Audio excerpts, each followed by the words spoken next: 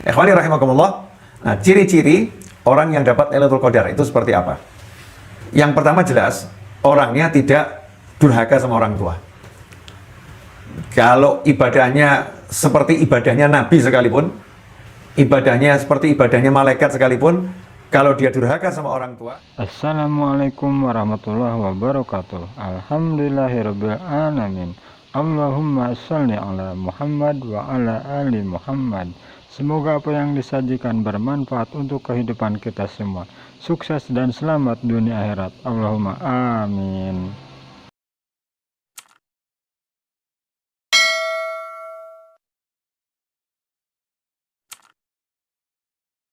Bismillahirrahmanirrahim. Alhamdulillahirabbil alamin. Allahumma shalli wa sallim ala sayyidina Muhammadin miftahi babi rahmatillah adada ma fi ilmillah salatan wa salaman daimaini bidawami mulkillah wa ala alihi wa sahbihi. Allahumma shalli ala sayyidina Muhammadin salatan taftahu biha lana futuhal arifin wa tufaqihuna biha fid din wa ala alihi wa sahbihi. Assalamualaikum warahmatullahi wabarakatuh.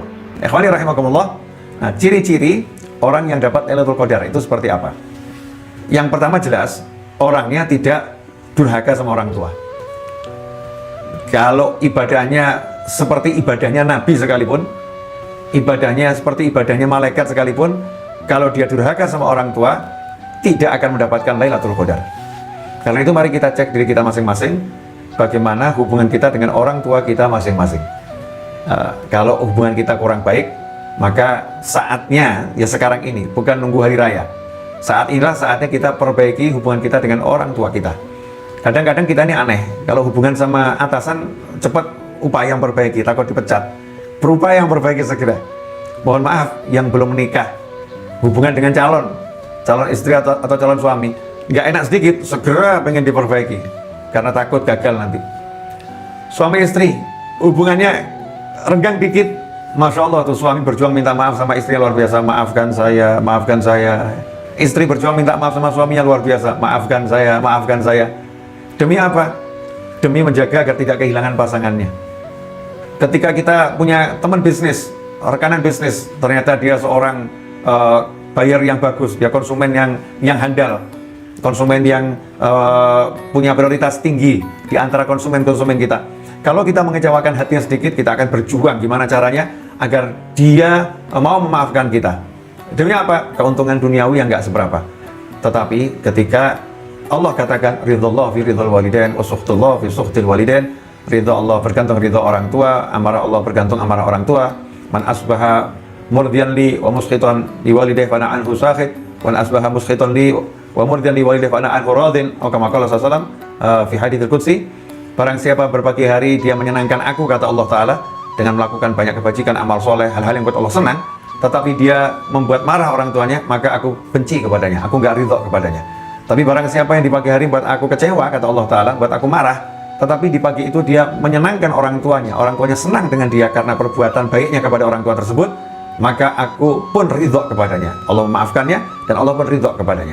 Ikhwani rahimakumullah, orang tua yang begitu berharga di hadapan Allah Subhanahu wa taala seringkali kita anggap biasa-biasa saja dan kurang berharga, sehingga upaya kita untuk menyenangkan, untuk meredam amarahnya tidak sebanding dengan upaya kita kepada orang lain, dan ini naudzubillah min dzalik.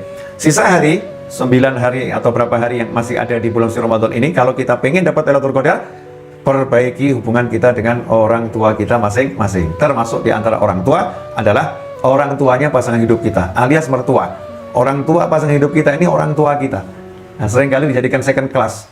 Nah, seperti bukan orang tuaku itu, bukan ayahku, bukan ibuku. Itu orang tua suamiku, itu orang tua istriku. Ikhwani rahimakumullah, orang tuanya suami atau orang tuanya istri adalah orang tua kita. Pasangan hidup kita ini punya ayah dan ibu, maka ayah dan ibunya adalah orang tua kita.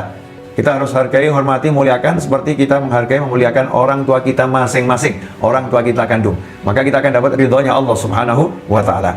Kemudian yang tidak akan dapat Lailatul Qadar selain orang yang durhaka sama orang tua, naudzubillah min dzalik, adalah orang yang bermusuhan dengan orang lain. Jadi jangan nunggu Idul Fitri baru bermaaf-maafan, salah besar itu ya. Maaf-maafan kok nunggu Idul Fitri, itu salah, super salah. Karena setiap muslim itu harus segera minta maaf dan harus segera memaafkan siapapun, nggak nunggu bahkan nanti.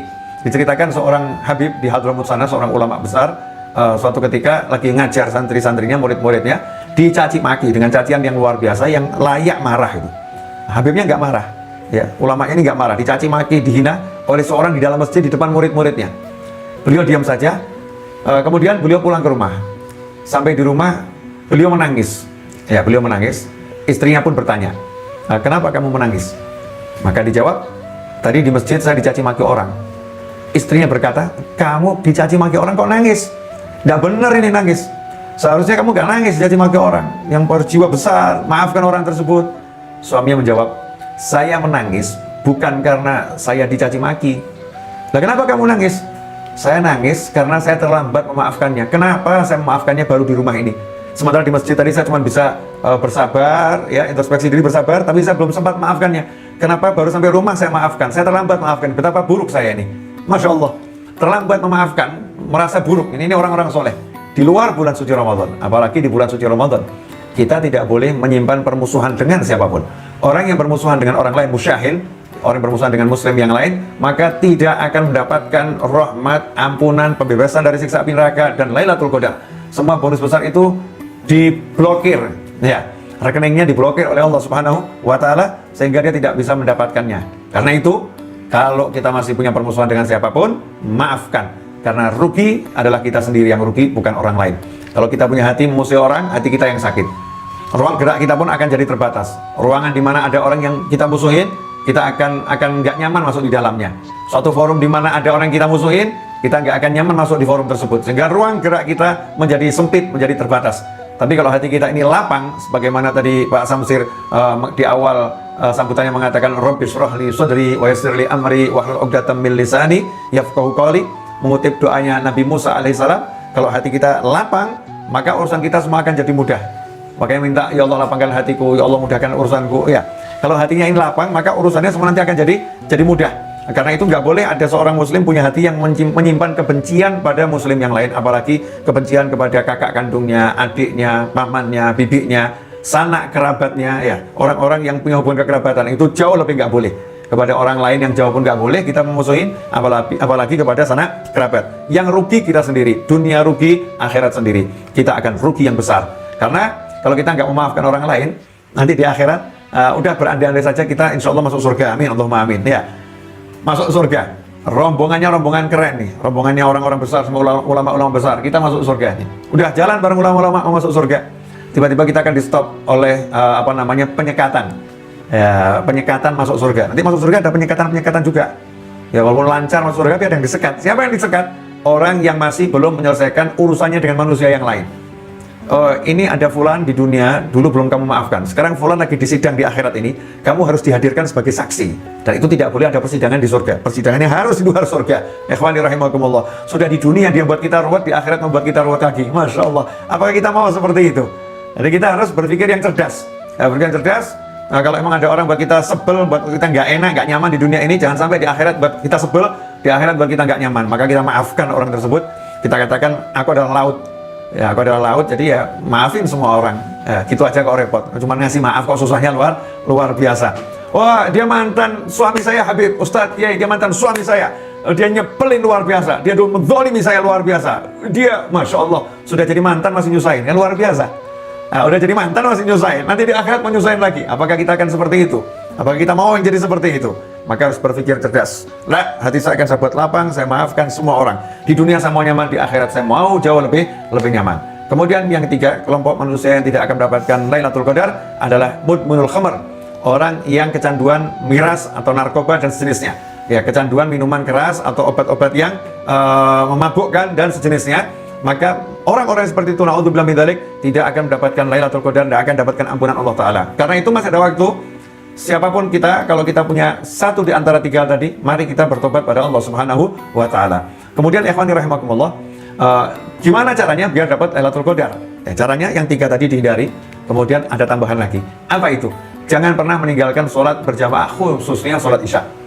Sholat isya berjamaah. Karena ada dalam sebuah hadis disebutkan, siapa yang sholat isyanya berjamaah selalu selama bulan suci Ramadan, maka dia telah mendapatkan Lailatul Qadar. Jadi kalau kita isyanya berjamaah, kita dapat tiket nih, tiket dapat Lailatul Qadar. Syaratnya kita ikut sholat isya berjamaah. Nah, kalau kita sholat Isya-nya nggak berjamaah, maka kita akan kehilangan kesempatan di dapat Lailatul Qadar.